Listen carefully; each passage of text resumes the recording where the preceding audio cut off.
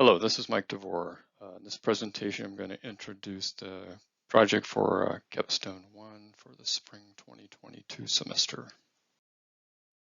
For the Capstone project, I will step you through various phases of the design process in order to get to our final design. Listed here are the steps that we typically take. We're going to start off the first week doing some research. Next week, we'll look at commercial parts. Then we'll start to design the unique part of it, which would begin with the frame.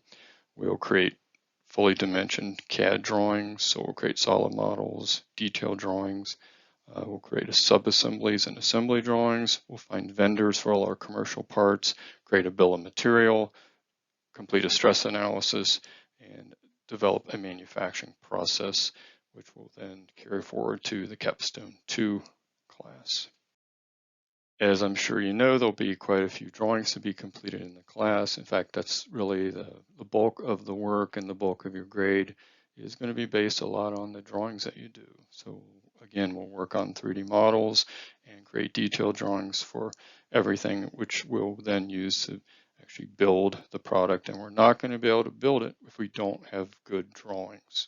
So if you need some time to get up to speed, I suggest you really hit the ground running and get in there and dig in and set some time aside to get up to speed on CAD. I'll try to help you as much as I can, but this is not a CAD class. We're going to use CAD definitely, but I can't take a semester to teach you CAD. That's something you should have already completed. Also, you're going to be producing a bill of materials, which is maybe something new for you. Bill of materials is going to list all the parts that we're going to use, fabricated and commercial parts. So part of our time is going to be to develop this BOM that we can use then to, again, carry forward to Capstone 2. I want to reiterate, this is not a team project. Students are going to be graded on the quality and quantity of their work, and you're expected to work independently. Any copying or plagiarism will result in failure of the class. So the project for this semester is going to be design a small gasoline-powered go-kart that's designed for drifting. If you're not familiar with drifting, I'll put some videos on Blackboard, and you can go on to YouTube or go online and look, and you'll see what I'm talking about. It's a motorsport where the competitors kind of slide their cars around a track in a controlled manner, so it isn't about just sliding around crazy, crashing into each other. So we're going to build a go-kart that has that function. It'll be small, be for one person, it'll be lightweight, it'll be powered by a gasoline engine.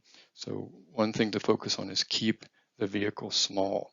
I've given you some specifications for the maximum height, length, width, maximum speed, and weight. Let's see, you're going to need, as part of the process, you'll have to design and manufacture some of the components, and you'll have to select the commercial parts that we're going to purchase. And so that'll be, part of it will be keeping track of all the components. I suspect there'll be a couple of hundred components when you count everything that goes into it. We've got a $2,000 budget to cover the cost of commercial parts and raw materials. That's per vehicle. Just to give you some basic things to keep in mind, kind of focus at the beginning. I know there's a lot of different variables here, but if you think about these, it'll help you get started on the right foot. One thing is keep it compact. It shouldn't be big and heavy. It's, again, just for one person. Rear-mounted engine, that'll keep it very consistent with a typical go-kart. We can use standard go-kart kinds of parts. Couple of things that may be a little bit unique to this vehicle. One is we want to have a very small turning radius. You want to be able to turn the vehicle very sharply. And also we want to have front brakes on the vehicle, which is not typical for a go-kart. So let's talk about the steering system. A typical go-kart, you can turn the wheels about 30 degrees, and that allows you to turn at a reasonable rate. When you're drifting, though, one thing that happens if you don't do it right is your car will spin out, and you want to keep moving all the time.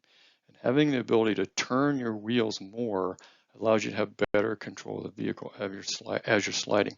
So we're going to shoot for our front wheels to be able to turn around 60 degrees. So it's twice as much as a standard go-kart. If you look at the photo, you'll see that's pretty significant the way the wheels are turned. But again, the idea there is help you control the vehicle better.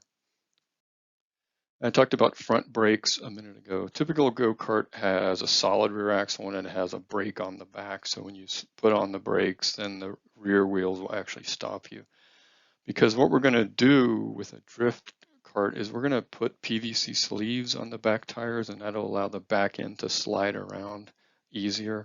But that means if you had rear brakes, they'd be very ineffective. So we're going to have to put front brakes on the kart, which is kind of unique. Now, front brakes are used on very high-end racing go-karts. So if you want to look at some examples on the internet, you'll be able to find them. There's a picture here that you can kind of get started with.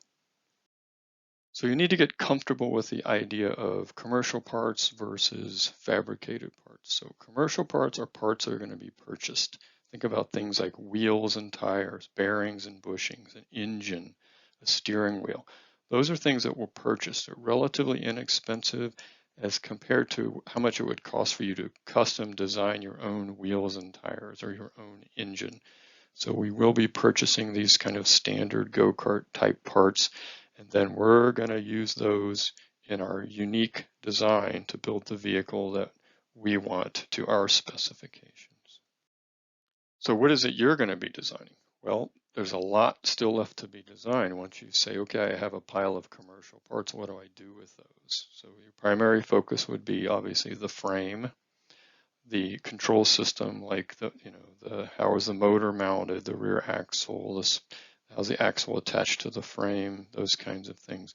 The steering system, the front braking system, and not the specific components, but how do they go onto your vehicle, how they fit onto there. So the spindles that hold the front wheels and hold the brake rotor, and how do you mount the brake calipers, and also the controls that go along with the brakes as well as the throttle. So those won't be just things that you can purchase and bolt on.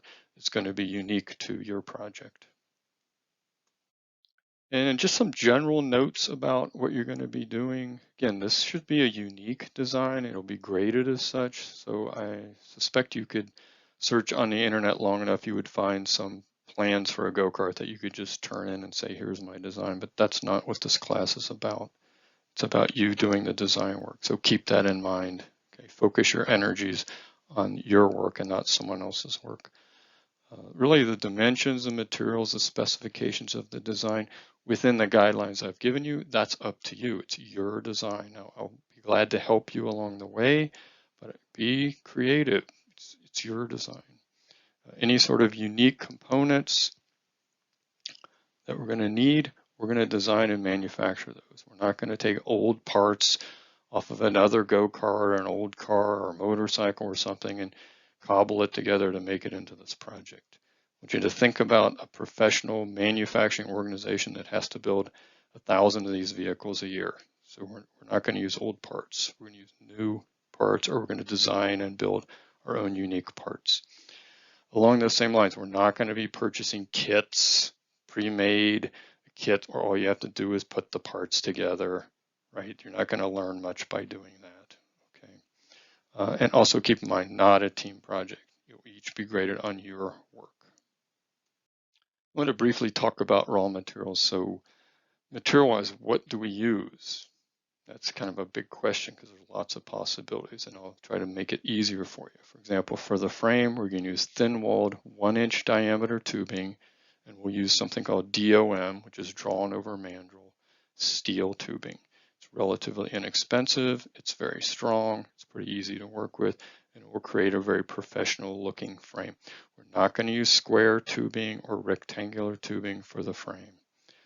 For any material, if you have a bracket or a plate or a gusset or something, just use low carbon steel for it, right? It's easy to work with, again, easy to machine, drill, tap, weld.